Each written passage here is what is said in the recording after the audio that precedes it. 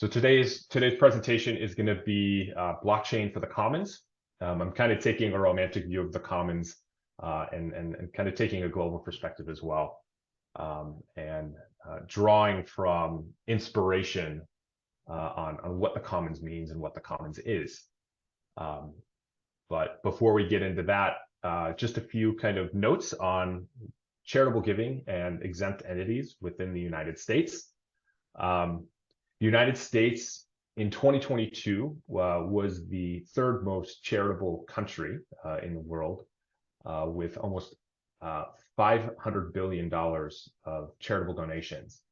And individuals, the people are kind of the core of that. Individual giving was over 300 billion in 2022. Corporate giving much smaller, almost minuscule in comparison at 21 billion. And foundations, which are quite prevalent within academic institutions and state institutions, community foundations, are 105 billion. So there's a large part of our economy that is oriented around charitable activities and socially and environmentally beneficial activities. But compared to kind of the commercial economy, the charitable sector and what I would call maybe the benefit sector is quite small. When you look at monetary flows, there's a lot of other kind of ways to measure and qualify that in the economy, but looking at monetary flows, it's quite small relative to kind of commercial for-profit activities. And there are 1.4 million tax-exempt entities. That means that the Internal Revenue Service within the United States has offered this tax exemption status because the organization has a clearly defined public or social benefit that qualifies them to not pay taxes for a large part of their activities, and also gives contributors or donors to these entities the ability to write off some of their contribution. So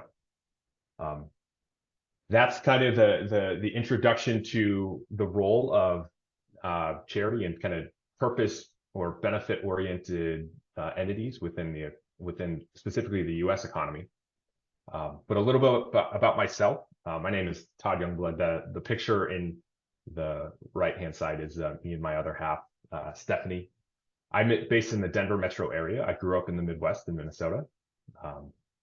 And I have an academic background, mostly looking at information technology. So emerging technology is specifically interesting to me.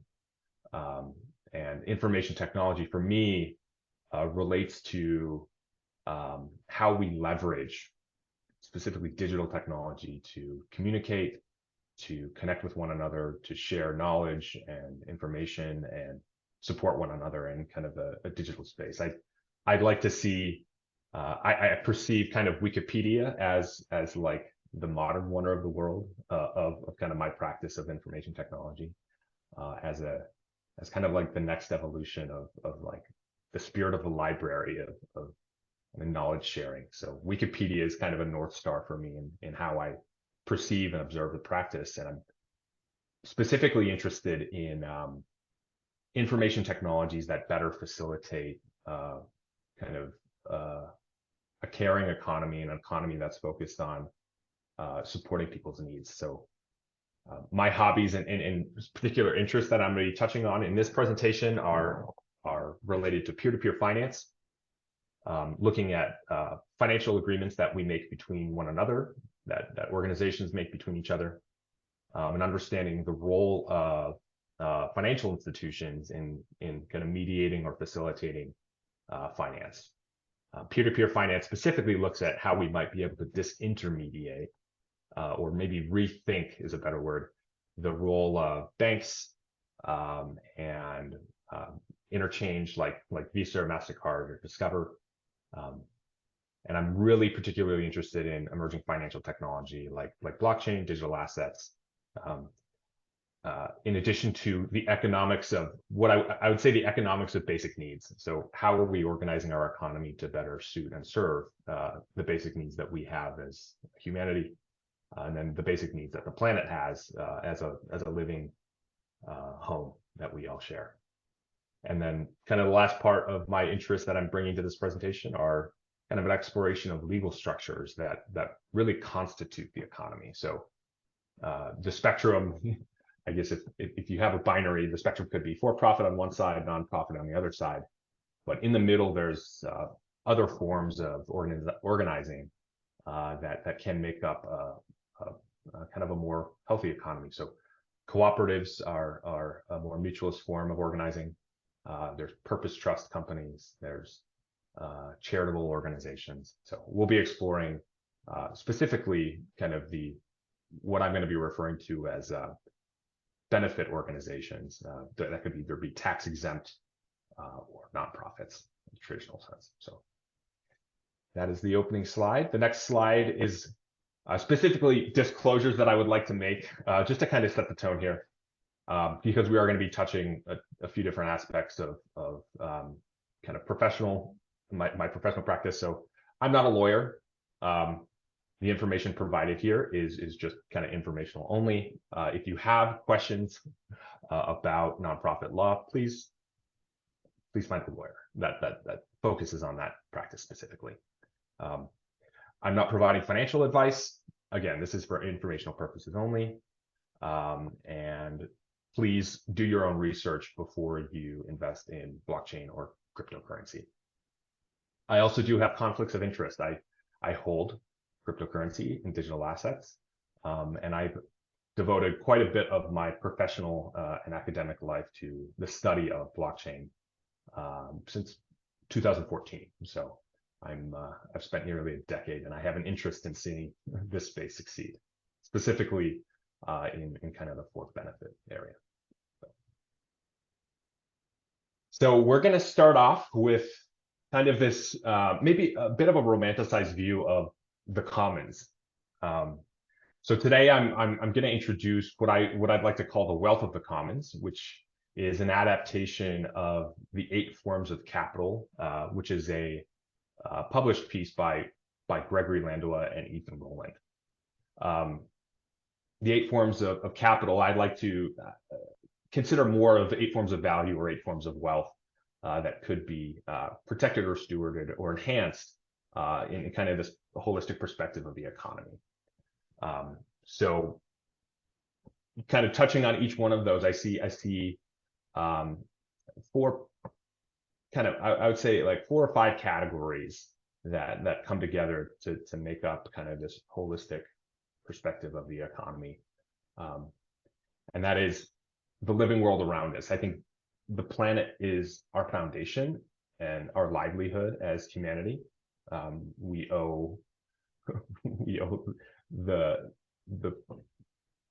get all of our kind of basic needs are served by the planet. I like to think of the planet in a few different regards. One is a foodscape. Agriculture provides all of the food we need to live and to thrive. There are fiber sheds where we get wood and where we make clothing. It's the source of all of our resources for a healthy and happy life. Our physical resources, that's kind of material reality.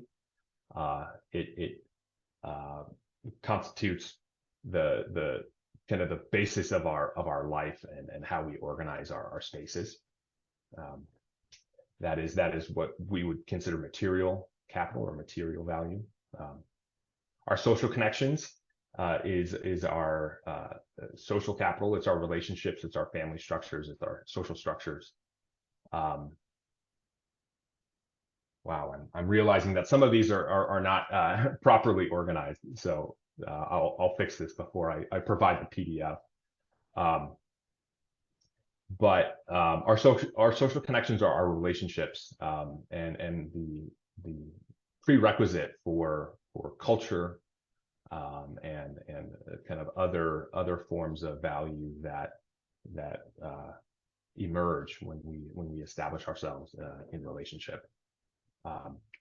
Our shared culture and identity. It's our beliefs, our traditions, our art. It's I like to call it our kind of collective sense of it, our collective practice of expression that is emergent and that we use to communicate and share ideas. Building on top of that, we have our collective knowledge. Let's see, where did I have our knowledge? Information, ideas, innovations that allow us to kind of advance as humanity and advance as society. It is a significant factor in how we go about our day. We have our inner lives and our practices, our spirituality and religion. This is kind of born of cultural practices and deeply related to our place on the planet.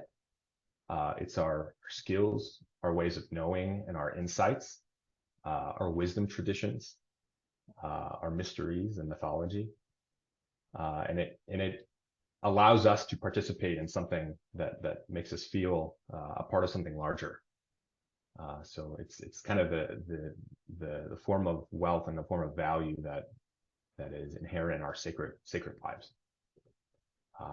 Finally, we have our lived experience, our experiential value that relates to kind of our personal and collective lives.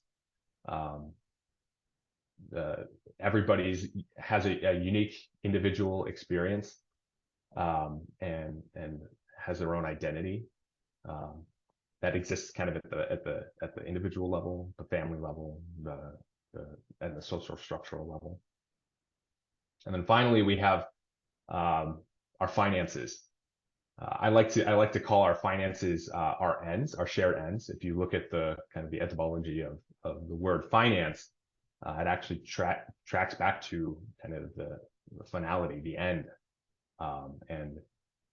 I believe it's as much our finances are as much our money, which is kind of how we typically relate to finance, as our agreements, where our agreements kind of influence how we earn money, how money is allocated and distributed.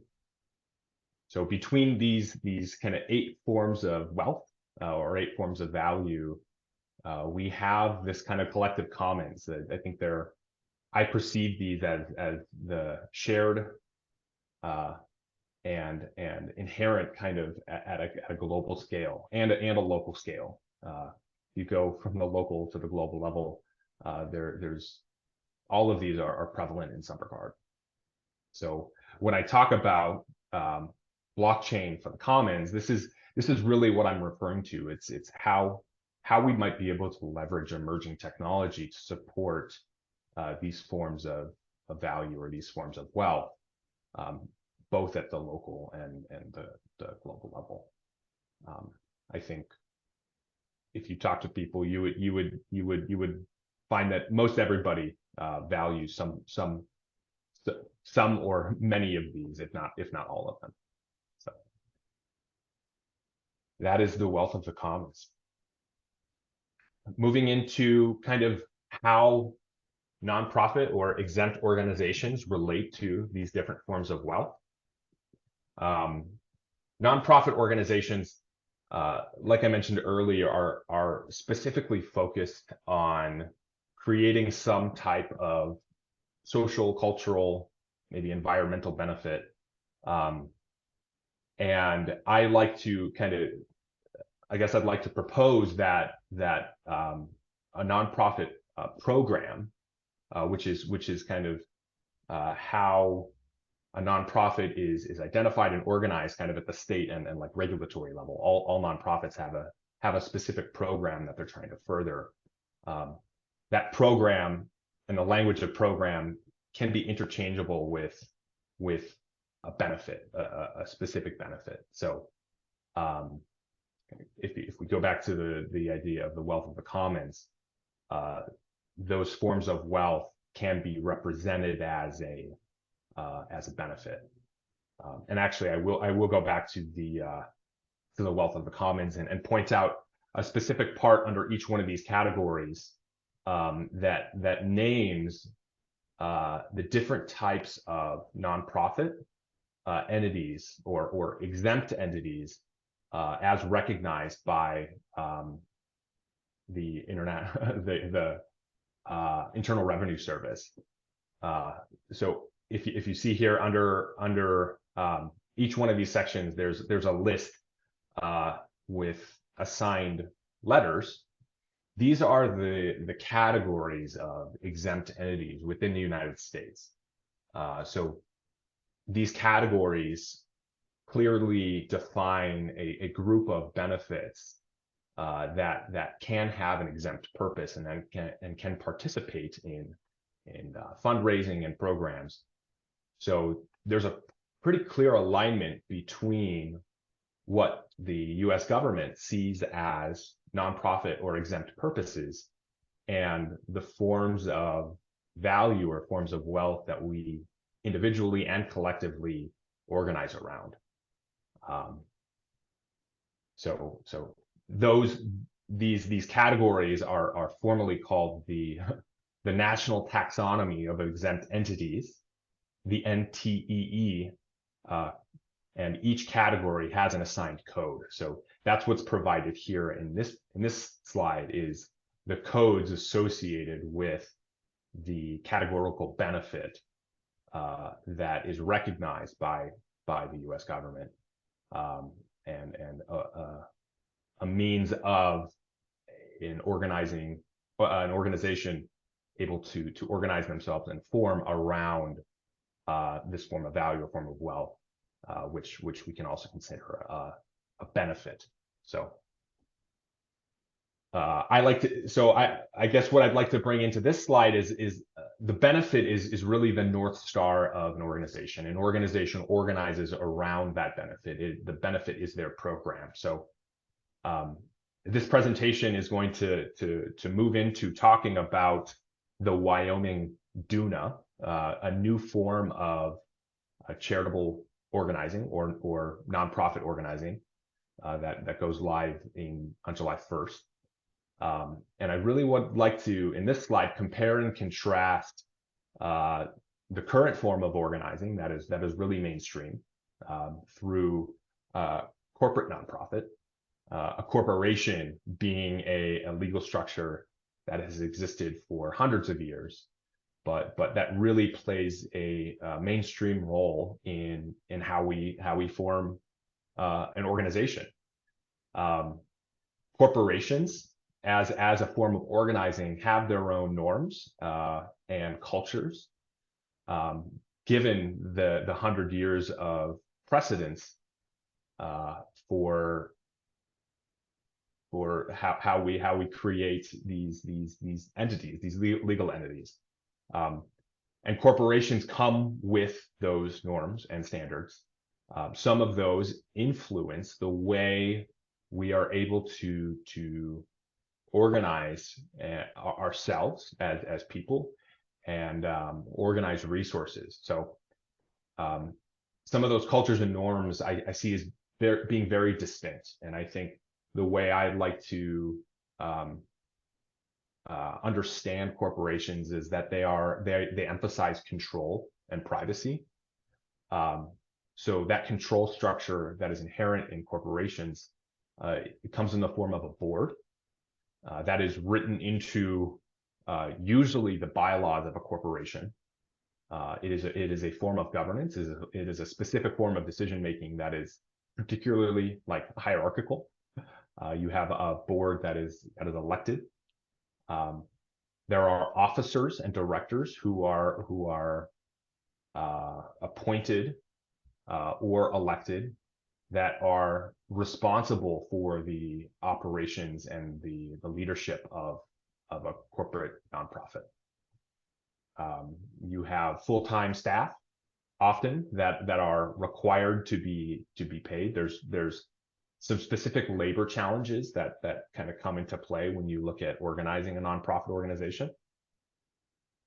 And corporations also have fairly significant restrictions on how you can use funds in a nonprofit organization. It often depends on the will or the desire of the donor or the contributor, potentially the grant maker. It's normalized that the donor can specifically earmark or allocate or restrict funds for a specific purpose, which kind of reinforces this idea that control within a corporate nonprofit is a dynamic that has to be considered and kind of worked around. So there's kind of this emphasis of control around monetary flows in corporations kind of at large, but it plays out in kind of a specific way within nonprofits that isn't always helpful. Another dynamic of corporate nonprofits is kind of the organization around written agreements. This can be a good thing, but there's a lot of time and energy that goes into the drafting and organizing around these written agreements, and it can be a burden.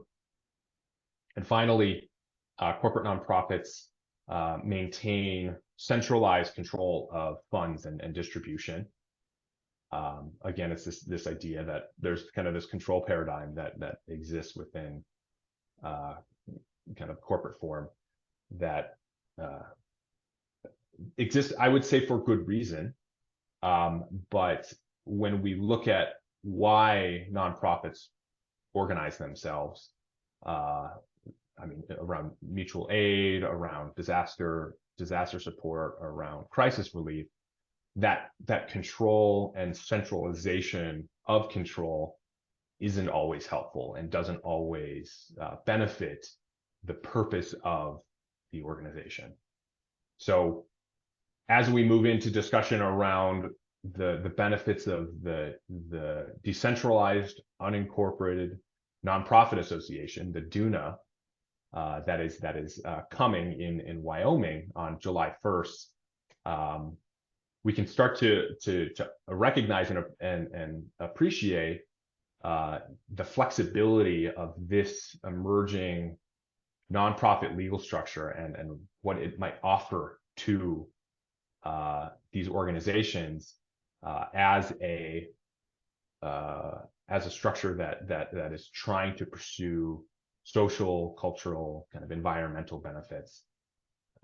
So if this benefit is the North Star in a DUNA, I think the paradigm that is embraced by decentralized technology and what I would say acted as a pretty significant influencer in decentralized technology, the open source software kind of paradigm, and the Creative Commons, it's more of this paradigm of cooperation and openness as compared to the kind of the corporate nonprofit, which is again oriented more around kind of control and privacy. So that is a paradigm lends more to this bottom up style of governance, and the technologies and the processes and the norms inherent in decentralized technology and the decentralized forms of organizing imply that administration and governance of this nonprofit is largely by the appointment of administrators.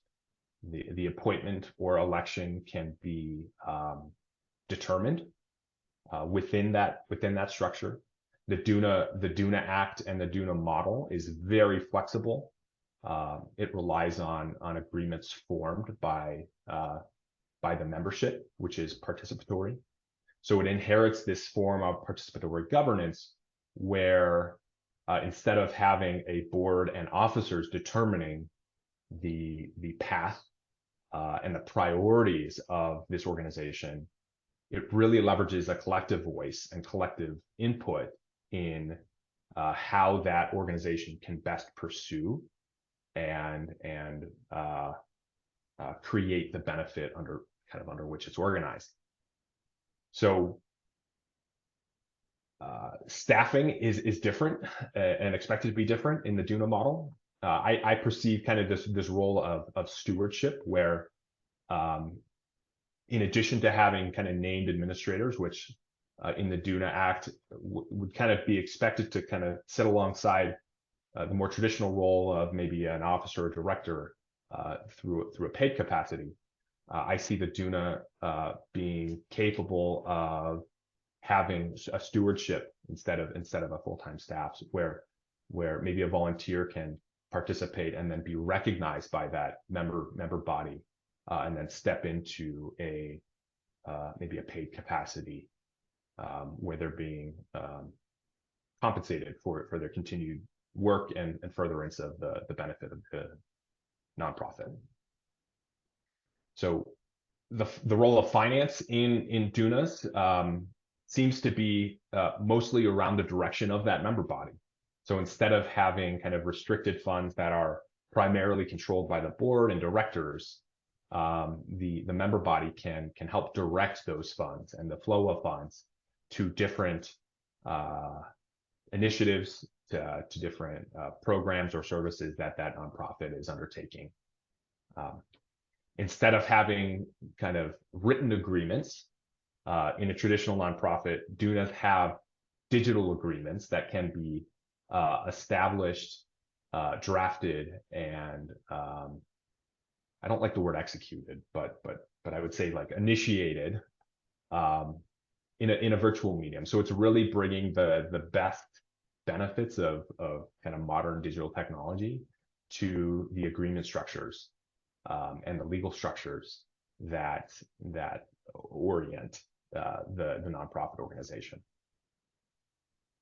And then finally, the role of kind of financing and funds distribution in a DUNA is again based on this participatory nature of this unincorporated association. So it's kind of based more around consent by the member body around what gets funded, what programs are furthered, and again, it's representative of this kind of collective will or collective voice that determines what is best for this nonprofit, tapping into what I would say is the collective wisdom of the individuals who are choosing to participate in this DUNA nonprofit.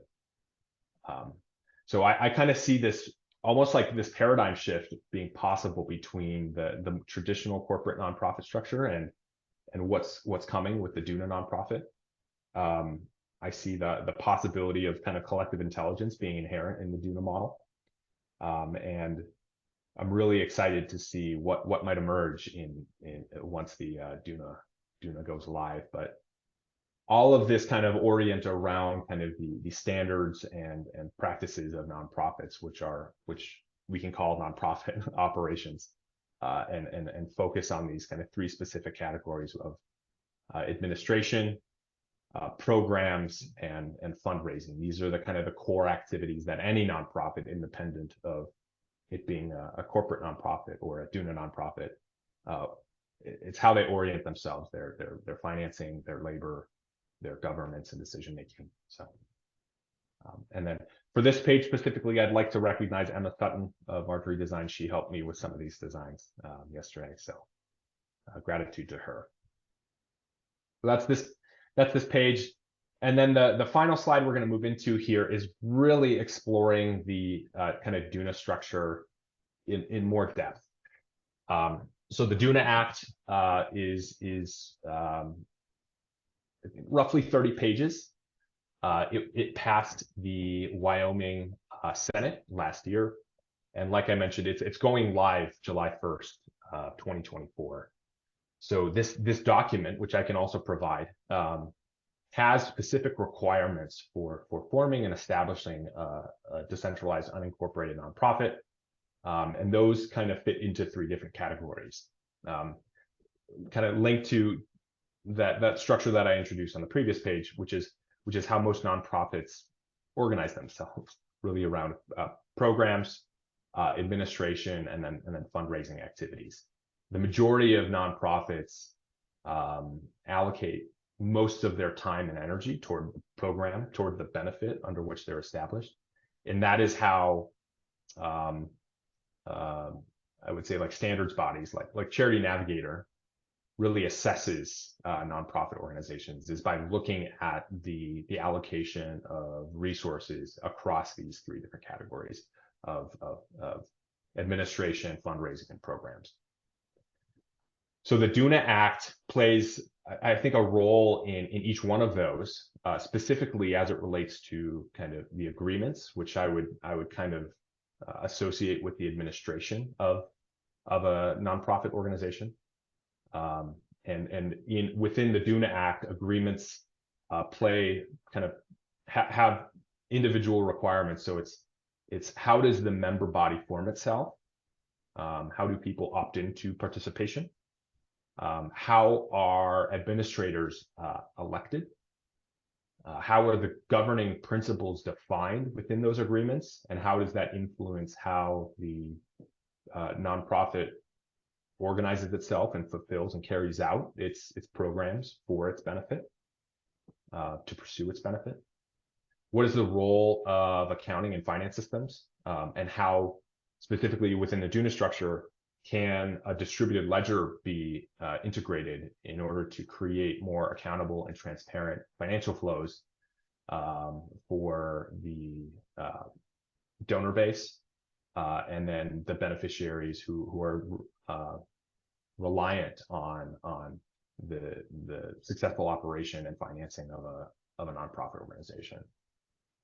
And then consensus. So unlike kind of the top-down model of a corporate nonprofit, you have the participatory nature of the DUNA, which relies on consensus to identify what programs or activities or initiatives should be pursued. So consensus is this decision-making process that would be incorporated within a DUNA to determine how, again, how it organizes itself and fulfills its mission.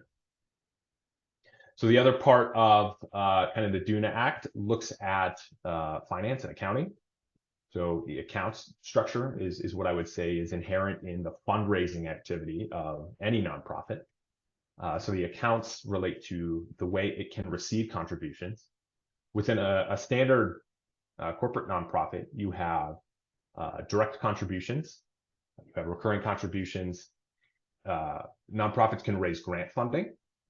That's quite a common way for nonprofits to capitalize themselves. They can also hold an endowment, which is essentially investments that a nonprofit would collect, and the return on those investments can enable that nonprofit to have a greater level of security and predictability in its capacity to serve the benefit or to pursue the benefit. Unfortunately, there is a case where sometimes that endowment and the investments that a nonprofit would make could create potential conflicts of interest with that purpose with which the nonprofit was formed. So I think something I'm really interested in within the DUNA structure is understanding how we can, I would say, almost like reverse engineer some of those conflicts of interest, so that the nonprofit itself isn't creating risks or potential harms through the investments it's making in the public market through an endowment structure. So a DUNA can also participate in for-profit activities that would not come with the tax incentives. It would need to pay taxes as if it were a for-profit entity. But the DUNA model, specifically because I think it came out of the crypto industry, has this part of the act that validates some level of profit making, as long as that profit goes back into reinvesting in the purpose and the benefit that nonprofit is pursuing. So with the integration of the distributed ledger and digital agreements or smart contracts, you also get benefits to reporting.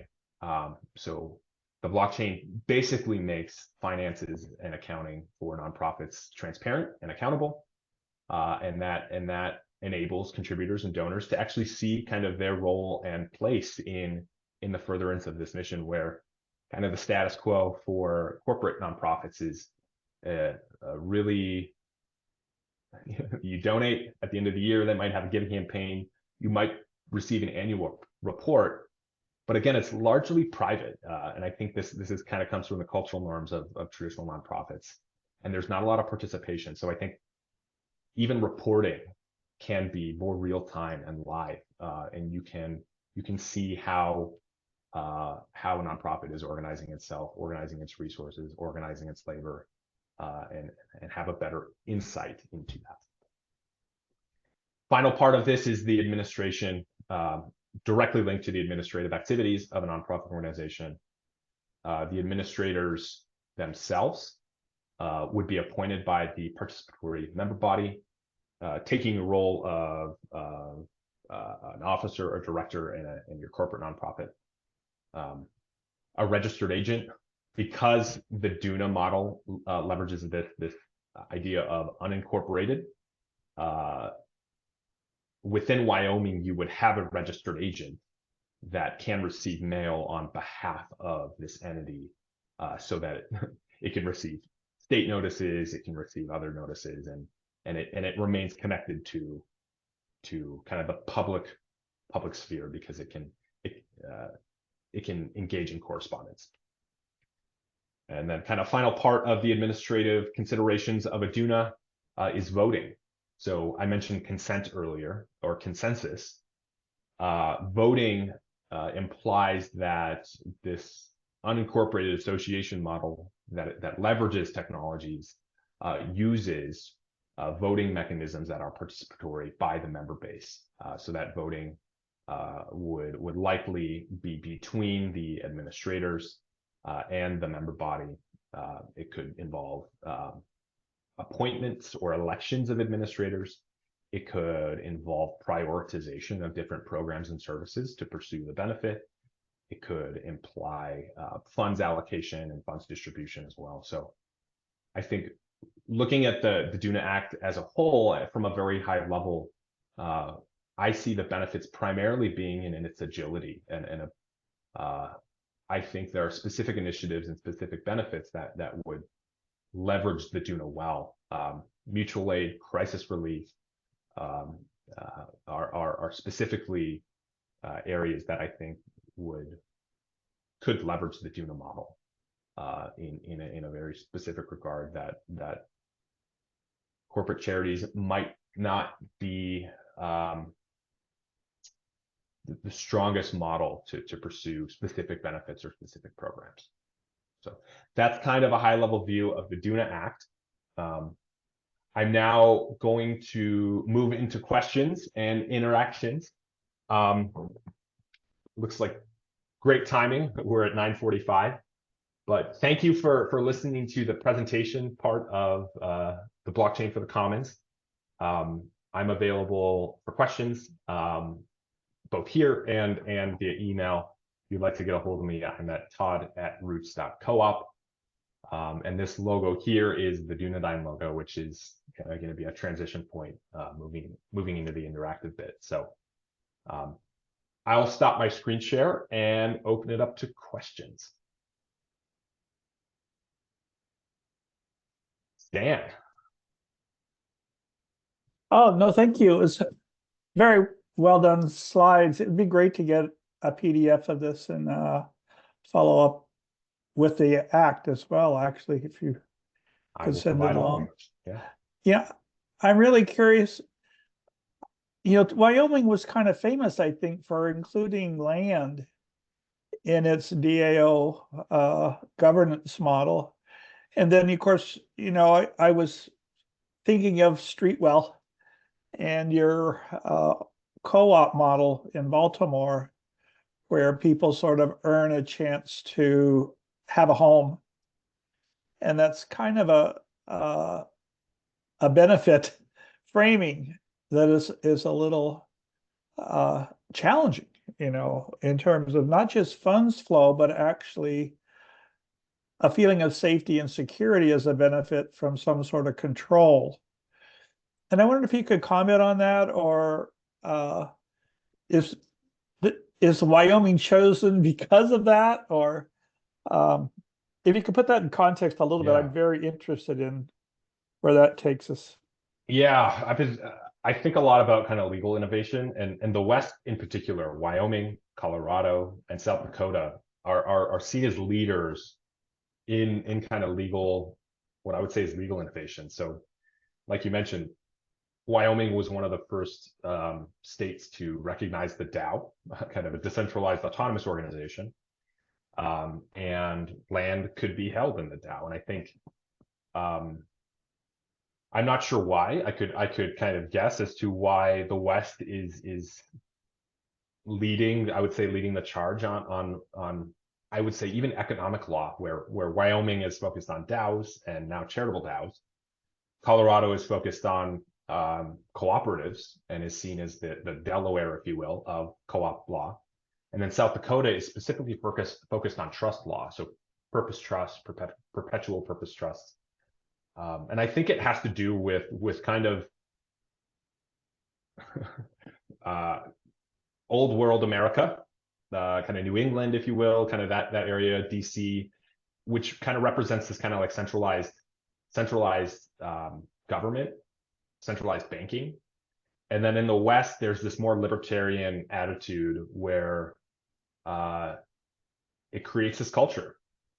And so I really see the West as being like this constellation of states that are pursuing laws for the benefit of people. And I'm really excited about kind of the overlap of co-ops, purpose trust, and these DAOs in securing housing, in securing kind of basic needs, and really interested in seeing how a DUNA might emerge as a form of like community land trust that can be funded, acquire assets, hold agreements like a lease or equity sharing within its nonprofit context or purpose. So we'll see how it emerges. I mean, we have if we pull up the DUNA website, which is the website I'm hoping to share in an interactive session, we'll see that there's just a few days.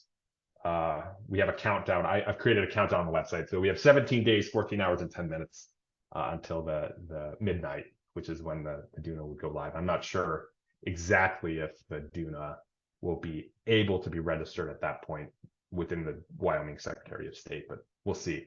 I'm very curious to see what emerges first. So, Richard, you have your hand up. Yeah, thanks. Great presentation. Appreciate the graphics on that too. Very nice. I have two questions. One is if a DUNA is assuming that you can incorporate any entity, from all over the country into this Wyoming one, could a DUNA, a registered Wyoming, buy land in West Virginia? Would West Virginia recognize the property rights of that ownership, in your opinion? Yeah, in my opinion, I'm not a lawyer, but from what I understand about importing law, that it would be valid. So importing law, I mean, we do it all the time.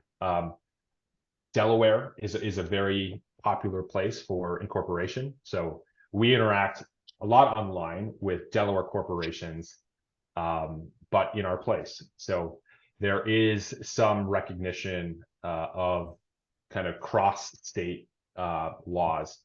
And my opinion and my perspective would be that it could be valid to have a Wyoming DUNA own land in another state, as long as, with the condition that it follows the laws and regulations of that state, in addition to the DUNA laws of Wyoming. So okay. I'd be curious to get a lawyer's perspective on that, but I would be surprised if they didn't say the same thing. And yeah, I would have the same opinion. Yeah. The second question is, so I've been part of a DAO before, And the purpose of it was some van life people that wanted to get together, purchase land, and as a commons, for people to share and use and things like that. And fortunately, there wasn't anything in the U.S. at the time, so we were in the Caribbean, incorporated in one of the Caribbean islands for that. And one of the major challenges we had with recruiting people is the use of an NFT or the use of crypto. Most people don't understand it, and they're reluctant to do anything, even though it was only like a $70 share to get into it. It was very, very reasonable, but people were just so resistant, not understanding the blockchain. So do you see that as a challenge for a lot of nonprofits to constantly be explaining to donors and members and recipients of what the blockchain is, and everyone's tying it to crypto, which is volatile, right? The ups and downs. So with the funds somebody donates, for example, would they in crypto, would it be converted to fiat currency right away to stabilize it, or do they expect it to stay in crypto form where it can be subject to volatility, either ups or downs? Yeah, there's challenges in that, and it's a great question. I think my interest is kind of bridging this gap between the expectations and realities of kind of traditional banking, and the what's offered by decentralized technology. So I think leveraging things like stable coins, which would be a US dollar backed digital currency, to provide that stability would be an expectation. I'm another big kind of theme in the decentralized world is like self-custody. I think that's kind of novel, and I think people don't want to be carrying all of their wealth with them on their pocket, in their wallet, on their phone. So I think a DUNA might leverage kind of shared custody or designated custody, like a bank. And I think my perspective was that you need to be able to provide trust and security for the member body and for the people you're trying to serve. So I would see that a DUNA would need to kind of balance the volatility of your kind of mainstream cryptocurrencies like Bitcoin, Ethereum, with a treasury of stable coins. So I'm sure it'll be dependent on the DUNA, but with the emphasis around kind of a nonprofit being a trustworthy for purpose organization, I think that should be a consideration for any team that is trying to establish DUNA. Thanks for the questions, Richard. Mitty, and we have 5 minutes left. Yeah, I'll be quick then. Can we extend the question beyond one state to another state? Because all of my interests are in networks and groups and organizations that are international in scope. What is the likelihood that DUNA can receive easily contributions and make distributions internationally? I think, yeah. My answer, again, not a lawyer, but I think global participation is also possible. Global users, again, I don't like that word, but guests of social networks leverage Delaware corporations. So I think nonprofits, both corporate nonprofits and DUNAs, would be able to receive money internationally and then be able to distribute money internationally, as long as there is a coherence and alignment with their stated purpose and the benefit with which they're registered with the IRS. If they choose an exemption, like a 501c3, DUNAs wouldn't necessarily have to have a 501c3 exemption, but by receiving an exemption and applying for one, they would be able to receive tax deductible contributions. Otherwise, a contribution to a DUNA wouldn't be tax deductible. That's really only of interest to Americans. Yeah, truly. Yeah. Mike.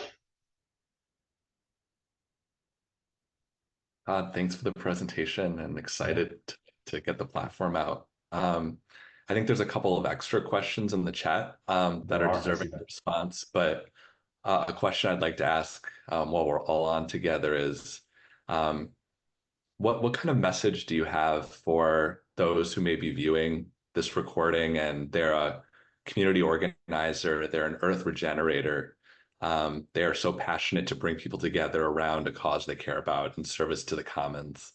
They may not be at all familiar with DUNAs and DAOs and blockchains.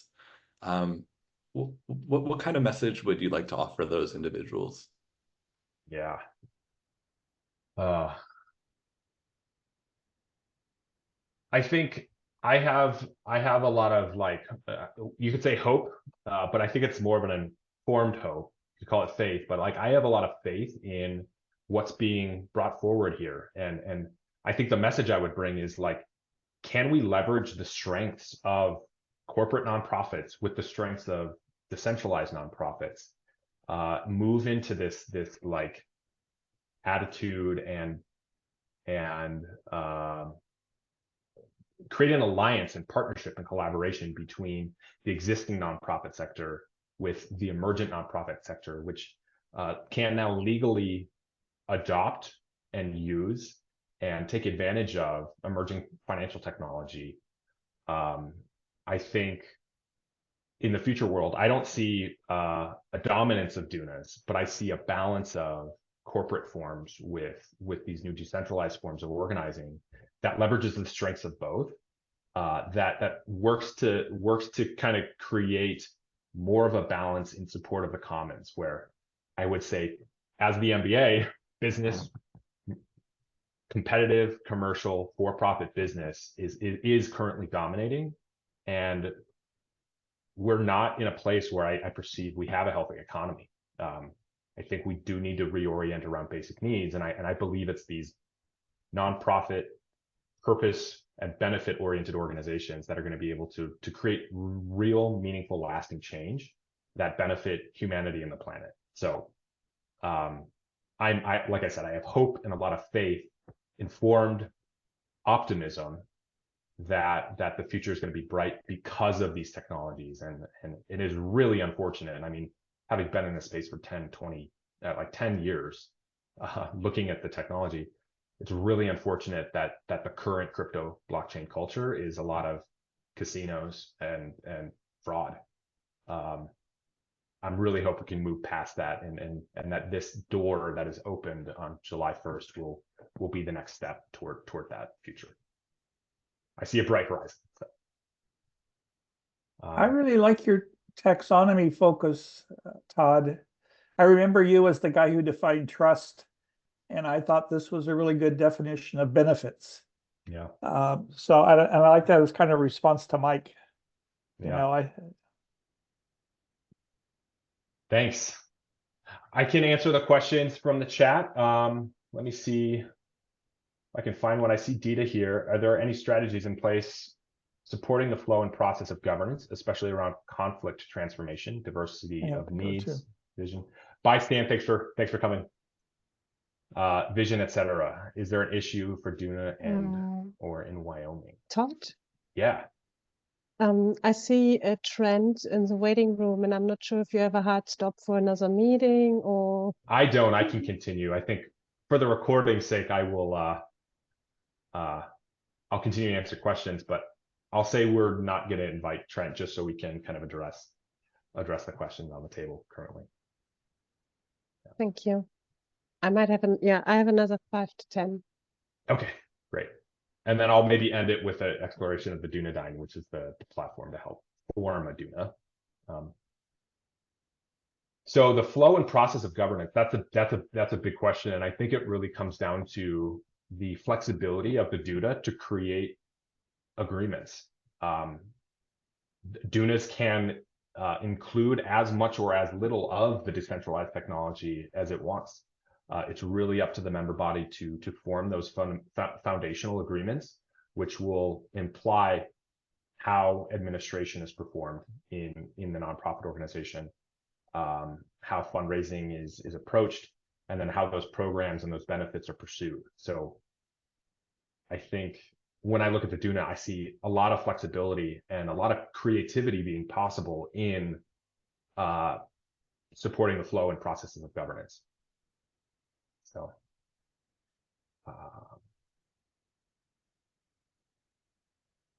conflict transformation. I think conflict is a tough one. I don't know much about kind of conflict governance, but I imagine that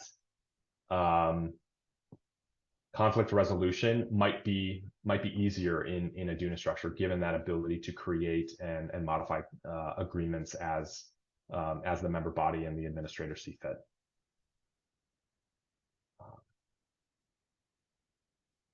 Mike posed a question.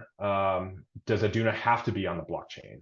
For example, could a Mighty Networks community organize and operate a DUNA without using blockchains? This is something I think is really interesting when you look at the DUNA Act itself.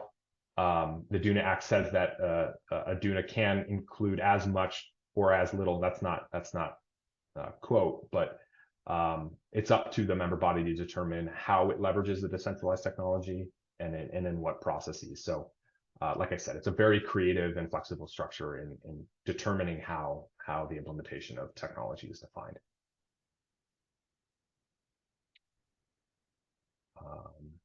Okay, I think that's most of the questions here. I'm going to use the last 5 minutes to introduce the DUNA platform for the recording.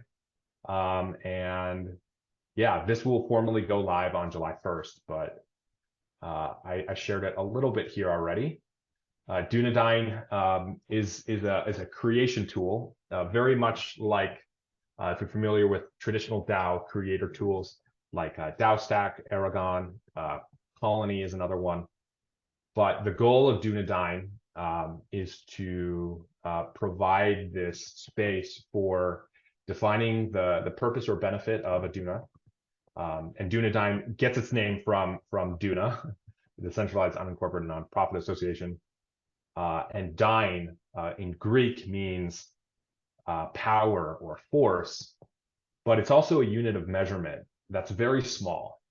And it's a unit of measurement that measures the force needed to cause a change in the motion of an object. So when I think about like the commons and the economy is like our shared home. Looking at oikos being kind of the root word of economy. I think the DUNA could actually be this small force, and that participation in a DUNA can be a small force that allows us to start taking systemic transformation at an organizational level and impact and create this future in the commons and in the economy. So DUNA is split into currently in its beta stage into 3 parts. We have the formation process, which follows the DUNA Act, the legislation within Wyoming. You can click through these, see the requirements to establish a DUNA, and then how DUNA might support that, kind of part by part. And then we have a library of charitable purposes or nonprofit purposes that is built from the national taxonomy of exempt entities. So it's all of those categorical groups that emphasize the benefit to the public, to the environment, that kind of really links back to what I was speaking to earlier with the kind of the wealth and the value of the commons. So the interactive part here is the seed a DUNA ecosystem.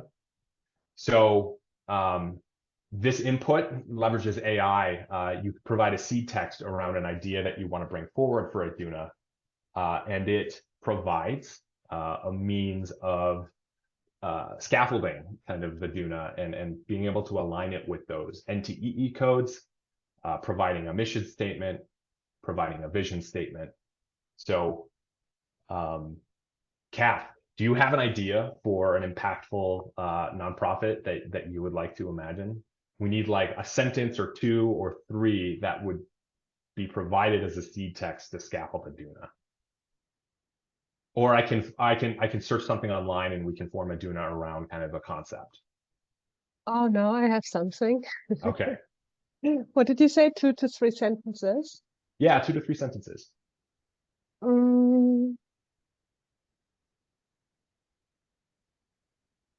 Yeah, I envision a workspace that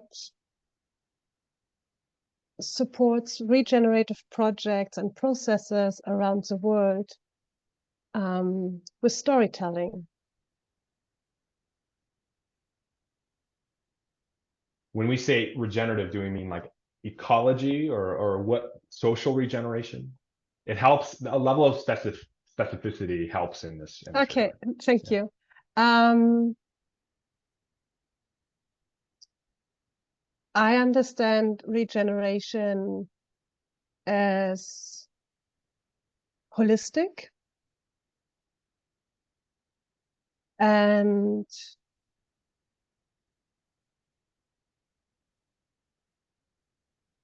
yeah, and these projects and processes should support all 8 forms of wealth in their being and doing. All right. Thank you. Yeah. I almost want to seed what the forms of wealth are. Yeah, Let me, hold on, spiritual, cultural, experiential, intellectual, material, financial. Did I miss one? financial, intellectual, cultural, natural wealth, material wealth. Let's see, what else am I missing? That's 4, 2 more. Let's pull up the, 6. Do you have financial? financial. Forgot that one. Material, cultural, spiritual, experiential, Social. Yeah, yep.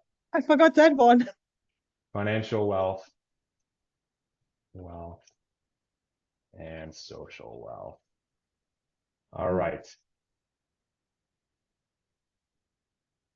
A range of regenerative projects. So I envision a workspace that supports a range of regenerative projects and processes around the world with storytelling, supporting all forms of wealth in their being and doing.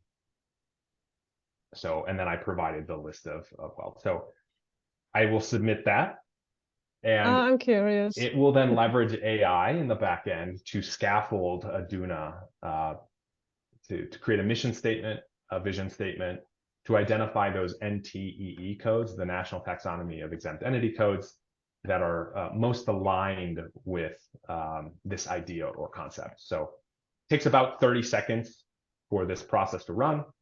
But at the end of this, we should have a page that kind of represents this this idea that you've put forward for a new nonprofit entity, which could be formed as a DUNA. So we'll see how this runs. This platform allows you to click in and see the seed text, and we should see something return to us soon. I use this process of seeding, watering. Watering is validation, so it's like this spam check. Make sure that people aren't putting in, I don't know, abusive spam advertising or prompt engineering specifically. And then once that's output, it can then be returned. So we'll see what it comes back with. I'm gonna pull up the process in the back end just to make sure it's working.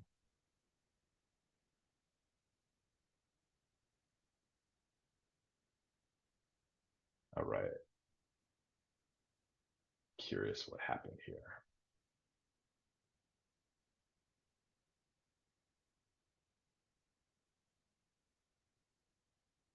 I'm not sure what happened, but it doesn't look like it.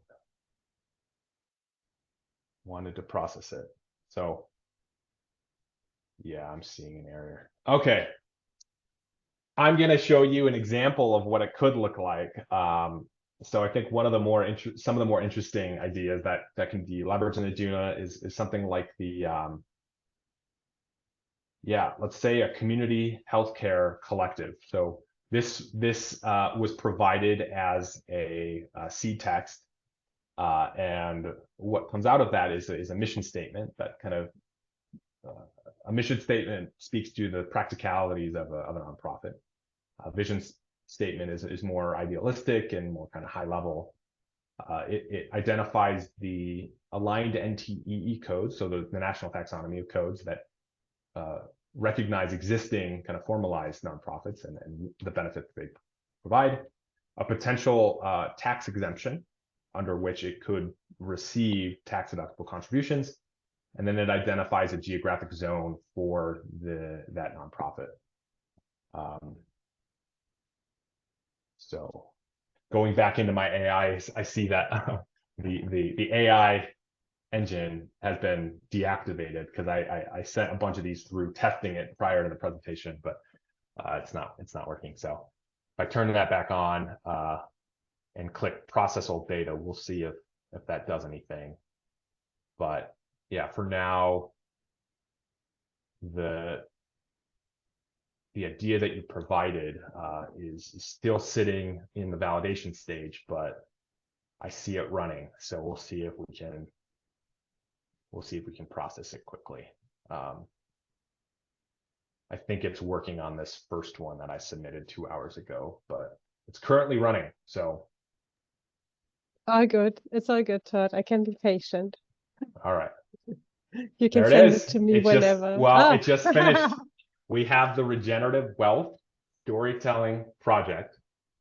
The mission statement it is provided for you is to support and promote regenerative projects and processes worldwide through storytelling, nurturing, and celebrating all forms of wealth, including spiritual, intellectual, cultural, experiential, natural, material, financial, and social wealth. You have NTEE codes potentially aligned, arts and cultural organizations, community, neighborhood development and improvement, environmental protection and conservation. We kind of spanned a lot of forms of like value there, so they're kind of broad. And then international scope is what it identified, and it says that you could potentially have a 501c3 exemption. So that is the scaffolding process, and this is just the kind of the start of what I see being possible for DUNA. It could do a lot more scaffolding than just what's present here, but That's that awesome. is Thank DUNA. you. Yeah, thanks for letting me do the interactive part and being patient there. I'll let you return because I'm sure you have other meetings to go to, but it's been a pleasure. Thanks for helping me, Kath.